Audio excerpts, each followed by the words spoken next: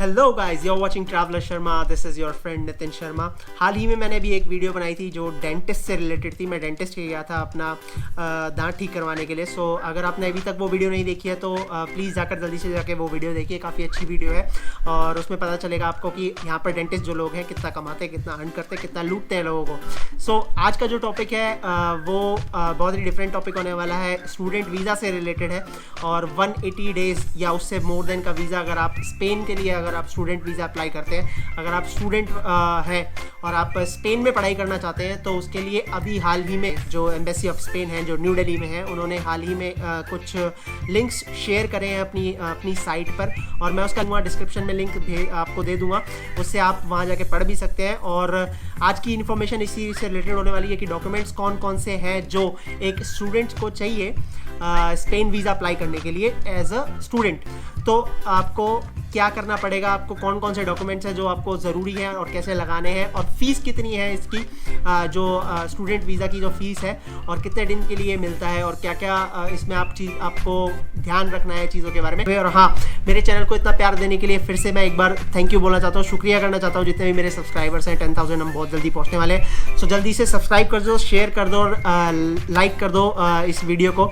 और घंटी यहीं कहीं होगी आसपास, राइट लेफ्ट ऊपर नीचे आगे पीछे जहाँ भी है घंटी, प्लीज़ उसको भी दबा देना और बार बार दबाते रहो, मत दबाओ, डजेंट मैटर, बट वीडियो जरूर देखना एंड तक क्योंकि इन्फॉर्मेशन बहुत ही ज़्यादा मिलने वाली है और बहुत ही प्यारी इन्फॉर्मेशन है आप लोगों के लिए। चलिए चलते हैं अपनी वीडियो की तरफ ज़्यादा टाइम वेस्ट ना करते हुए।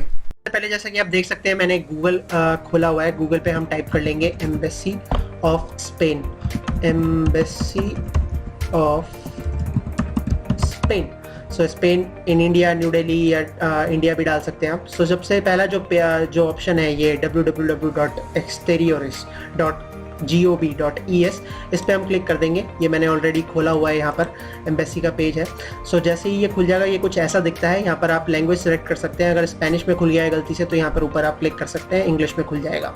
उसके बाद आप न्यूज़ पे जाएंगे तो यहाँ न्यूज़ पे क्लिक करेंगे तो आप देखेंगे कि जो स्पेनिश एम्बेसी की जो न्यूज़ है यहाँ पर जो खुली हुई है, नीचे जो सबसे लेटेस्ट अपडेट है वो 23 की है, यानी कि कल की है।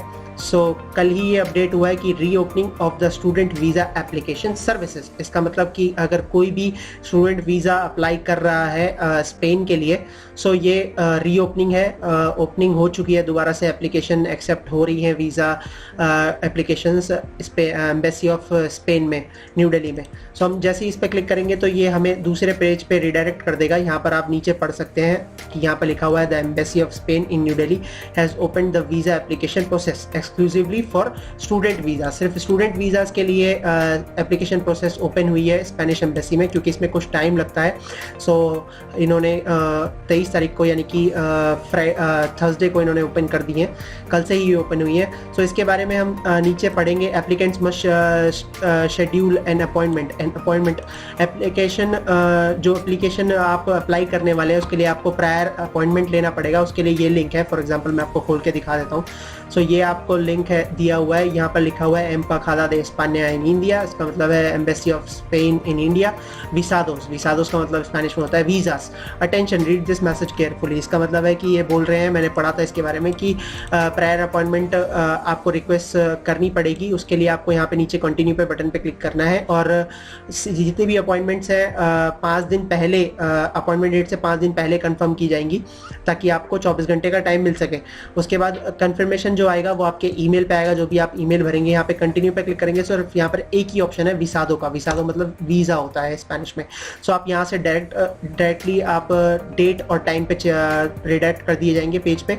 सो आप यहाँ से टाइम देख अपनी अकॉर्डिंगली आपको कौन सा टाइम ठीक लगता है एम्बेसी में जाने का, उस हिसाब से आप 9 बजे, 9:15 बजे, 9:30 बजे, उस हिसाब से टाइम 11:15 बजे तक ये लोग आपको अटेंड करते हैं एम्बेसी ऑफ स्पेन में। और ये कौन सी डेट है, यहाँ पर डेट भी आप देख सकते हैं। जैसे 27 जुलाई से मंडे से आपको ये अपॉइंटमेंट की ये टाइमिंग्स मिल रही है। तो आप टाइमिंग सेलेक्ट करेंगे और नेक्स्ट जाएंगे। यहाँ पर आपको अपना passport number, passport expiration date, name, surname, email ID और जितनी भी इंफॉर्मेशन है सब आपको डाल के कंफर्म करना पड़ेगा ताकि आपको अपॉइंटमेंट मिल जाए। और जैसे ही आप ये कंफर्म करेंगे वैसे ही आपके ईमेल पर एक अपॉइंटमेंट आ जाएगा कि आपको इतने तारीख का अपॉइंटमेंट मिल गई है, या वो 5 दिन पहले आपको कंफर्म करेंगे। सो ये तो हो गया पहला स्टेप, आपको अपॉइंटमेंट कैसे लेनी है एम्बेसी ऑफ स्पेन में। मेरी माने तो किसी भी स्टूडेंट वीज़ा अप्लाई करने के लिए किसी भी दलाल की, किसी भी ब्रोकर की ज़रूरत नहीं है। यहाँ पर आप खुद कर सकते हैं, बस थोड़ा सा आपको होशियार होना पड़ेगा, थोड़ा सा आपको इंटेलिजेंट होना पड़ेगा, थोड़ा सा आपको चालाकी से काम दिखाना पड़ेगा, क्योंकि जो एक ब्रोकर है, जो कि एक दलाल है, वो जो आपकी वीज़ा एप्लीकेशन लगाता है वो भी यही करता है, और एम्बेसी की साइट पर जाके अपॉइंटमेंट ले लेता है, आपके लिए सारी आपकी डिटेल्स भर सकता है, ये आप खुद भी भर सकते हैं। उसके बाद नीचे आप डॉक्यूमेंट्स की बात करते हैं कि कौन कौन से नेसेसरी डॉक्यूमेंट्स हैं for applying student visa. Spain में अगर आप आप पढ़ाई करना चाहते हैं, अगर आप स्पेन में अपनी स्टडीज़ कंप्लीट करना चाहते हैं, आप एमबीए करना चाहते हैं, आप कोई भी डिग्री करना चाहते हैं, तो उसके लिए कौन कौन से डॉक्यूमेंट्स हैं जो एम्बेसी आपसे मांग रही है। जैसे ही आप क्लिक करेंगे तो ये पीडीएफ खुल जाएगा स्पेनिश एम्बेसी का, और यहाँ पर लिखा हुआ है study visa more than 90 days, यानी कि 90 डेज से के ज़्यादा का ये वीज़ा, स्टडी वीज़ा मिल रहा है। बेसिकली 6 महीने का मिलता है मिनिमम जो स्टडी वीज़ा होता है, यानी कि 180 डेज़ का। सो जितने भी इंफॉर्मेशन है वो आपको यहाँ पर मिल जाएगी, आप इसको पूरा पढ़ सकते हैं। मैं फिर भी आपको बता देता हूँ, एक ब्रीफ में बता देता हूँ ताकि आपको पूरा पढ़ना ना पड़े। सो ये जो डॉक्यूमेंट्स है, इसमें एक एप्लीकेशन फॉर्म मांगा हुआ है आपसे, जो फुली फिल्ड होना चाहिए, जिसमें आपका एड्रेस होना चाहिए, ईमेल एड्रेस होना चाहिए, टेलीफोन नंबर होना चाहिए आपका, और डेटेड और साइन विद ब्लू इंक। सिर्फ ब्लू इंक से ही आपको डेट और साइन करने हैं, भरने हैं बाय द एप्लीकेंट। और अगर माइनर के केस में तो उसमें पेरेंट्स के भी साइन होंगे। अगर माइनर की स्टडीज़ का प्रोग्राम है कोई, तो उसमें पेरेंट्स के साइन होंगे। उसके बाद जो वीज़ा एप्लीकेशन है वो फ्री ऑफ चार्ज है। इसका अगर आप दलाल आपसे पैसे मांगता है वीज़ा एप्लीकेशन का, तो वो गलत है, और आप उससे डाउनलोड कर सकते हैं। यहाँ पे क्लिक करेंगे हेयर पे, सो ये आपको डायरेक्टली वीज़ा एप्लीकेशन कुछ ऐसा दिखता है, एप्लीकेशन फॉर नेशनल वीज़ा। सो ये नेशनल वीज़ा आपको, ये आप ऐसा कुछ दिखता है। शेंगन वीज़ा जो है ये सबका सेम ही होता है ज़्यादातर एम्बेसीज का यूरोप में। और उसके बाद आप नीचे जाएंगे तो इसमें डॉक्यूमेंट्स मैंने आपको बताया, 1 एप्लीकेशन फॉर्म फुली फिल्ड होना चाहिए, 6 मंथ, 1 फोटोग्राफ यहाँ पर मांगी हुई है, not older than 6 month, 6 month से पुरानी नहीं होनी चाहिए। एप्लीकेंट की 35x45 mm की होनी चाहिए। इसमें इसका साइज भी बता दिया गया है, विद वाइड बैकग्राउंड। सो ये आपको एफिक्स करनी है, स्टेपल मत कर देना, क्योंकि ये चिपकानी है आपको। उसके बाद passport of the applicant with at least 2 blank pages. 2 blank pages क्यों होते हैं मैं हमेशा बताता हूँ, क्योंकि उसमें आपका वीज़ा लगता है, और जब आप बाहर निकलते हो तो उस पर स्टैंप लगती है। सो 2 ब्लैंक पेजेस होने आपके बहुत ज़रूरी है पासपोर्ट में। और जो वैलिडिटी है एंटायर ड्यूरेशन की होनी चाहिए। फॉर एग्जांपल आप 1 साल के लिए जा रहे हैं तो कम से कम 1 साल के लिए आपका पासपोर्ट वैलिडेट होना चाहिए, मतलब कि एक्सपायर्ड नहीं होना चाहिए 1 साल पहले के। आप जैसे जनवरी तक रहेंगे लेकिन आपका दिसंबर में ही एक्सपायर हो रहा है 1 महीना पहले, तो आपका वीज़ा रिजेक्ट हो सकता है। उसके बाद 1 copy of all the pages, जितने भी पेजेस हैं आपके पासपोर्ट के, उसकी 1 कॉपी मांगी है इन्होंने। एविडेंस मांगा है इन्होंने, sufficient economic means to cover all the expenses related to the stay in Spain. So tuition fees जो है, जो अकोमोडेशन है जहाँ आप रहेंगे, ट्यूशन फीस जो आपकी फीस जाएगी, जो भी आपकी यूनिवर्सिटी में आप एडमिशन ले रहे हैं, तो उसका जो है खाने पीने का, लाइवलीहुड का जो एक्सपेंस है, यहाँ पर दे रखा है कि एस्टिमेट फॉर 2019, जो 2019 में एस्टिमेट था इनका, वो था 537, यानी कि 537 यूरोस का था पर मंथ एक स्टूडेंट से, के अप्रॉक्स मान के चलते हैं कि अगर आप 6 महीने के जा रहे हैं तो इंटू कर सकते हैं आप 6 5 30, यानी कि 30,000 यूरोस के आसपास इन्होंने 3,000 यूरोस, 3,000 सॉरी 30, मेरी मैथ थोड़ी कमज़ोर है, सॉरी।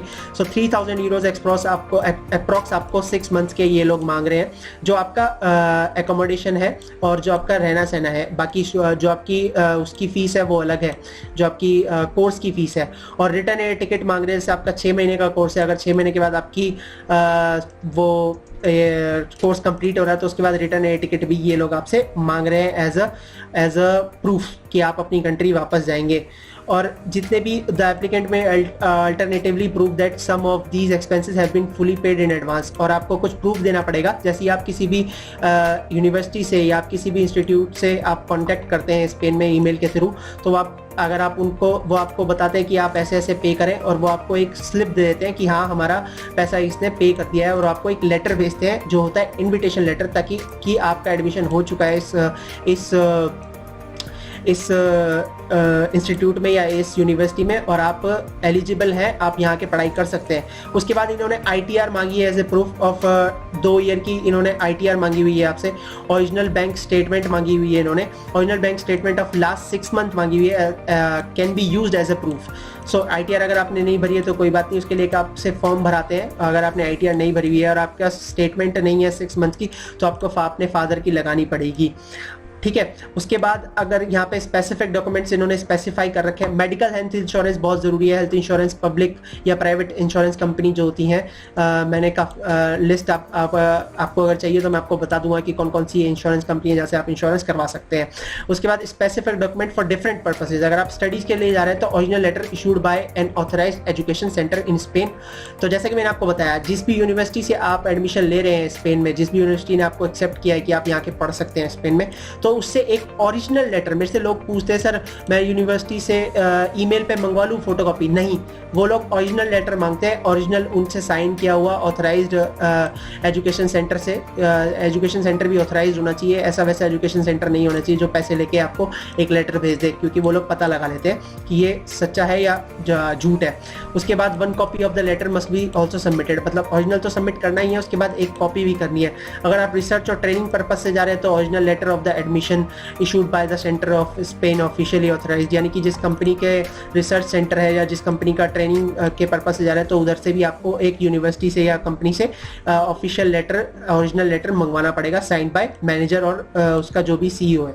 उसके बाद स्टूडेंट मोबिलिटी प्रोग्राम है, for example original admission letter, आपका ओरिजिनल एडमिशन लेटर चाहिए, आप सेकेंडरी एजुकेशन है या आप किसी रिसर्च सेंटर है, 1 copy of the letter, copy इसकी आपको साथ में लगानी है।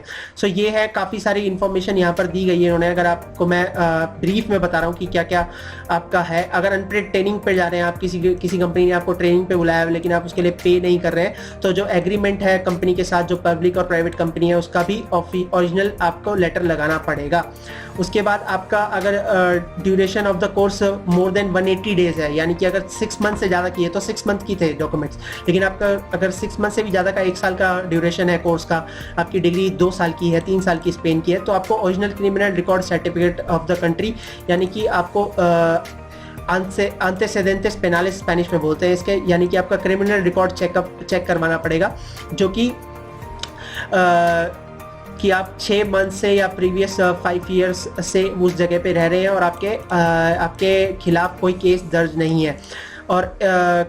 और उसके बाद अगर ओरिजिनल मेडिकल सर्टिफिकेट है आपके पास तो वो भी issued by the chartered medical doctor, जो मेडिकल डॉक्टर है वो भी आपको एक लगाना पड़ेगा। सो इसमें काफ़ी सारे अलग अलग केसेस दे रखे हैं। Specific documents in case of applicant, अगर माइनर है वो 18 से कम है तो उसके बारे में इंफॉर्मेशन दे रखी है। सो मेरा मकसद जो था वो वीडियो का यही था, इसको आप अच्छे से पढ़ें और आप अप्लाई कर सकते हैं। सो डॉक्यूमेंट्स काफ़ी क्लियर है। अगर आपको स्टिल इसमें कोई डाउट है तो आप नीचे कमेंट्स में भी छोड़ सकते हैं, और ये आपको मैं लिंक नीचे डाल दूंगा इसको आप अच्छे से पढ़ें। बाकी मैंने ब्रीफ आपको दे ही दिया है, और इसका जो PDF है वो मैं आपको कमेंट्स में नीचे डाल दूंगा, don't worry. So I hope आप लोगों को ये वीडियो पसंद आए। प्लीज़ मेरे चैनल को ज़्यादा से ज़्यादा सब्सक्राइब कीजिए, लाइक कीजिए, शेयर कीजिए मेरी वीडियोस, और मेरे को आप इंस्टाग्राम पर भी फॉलो कर सकते हैं। मेरी ID है traveler_sharma_official। वहाँ पर मैं हाफ एन आवर में 1 घंटे में आता रहता हूँ, और आप लोगों के जो भी क्वेश्चंस होते हैं, जो भी मेरे को प्राइवेट में मैसेज भेजते हैं, तो उनके रिप्लाई करने की कोशिश करता हूँ। और वीडियो आगे आती रहेंगी, और भी अच्छी इन्फॉर्मेशन मैं लाता रहूँगा आप लोगों के लिए। कोशिश करता रहूँगा वीडियो में नई से नई चीज़ें लाऊँ, और आपको एंटरटेनमेंट के लिए भी ब्लॉग बनाता रहता हूँ मैं, ट्रैवलिंग ब्लॉग। बल्कि अभी चीनियों ने बेड़ागर्क कर रखा है पूरे देश का, पूरे वर्ल्ड का, सो इसलिए अभी मैं ट्रैवल ब्लॉग नहीं कर पा रहा हूँ। और आप भी घर पे रहें, सुरक्षित रहें, हैंड वॉश करते रहें, मास्क पहन के बाहर निकलें, और ज़्यादा ज़रूरी हो तो ही बाहर निकलें। आसपास सफाई रखें, बड़ों का आदर करें। मिलते हैं नेक्स्ट वीडियो में बहुत जल्द, और सब्सक्राइब करना, शेयर करना और लाइक करना इस वीडियो को ना भूलें। और अभी के लिए मैं आगे चाहता हूँ। Traveller Sharma signing out, bye bye.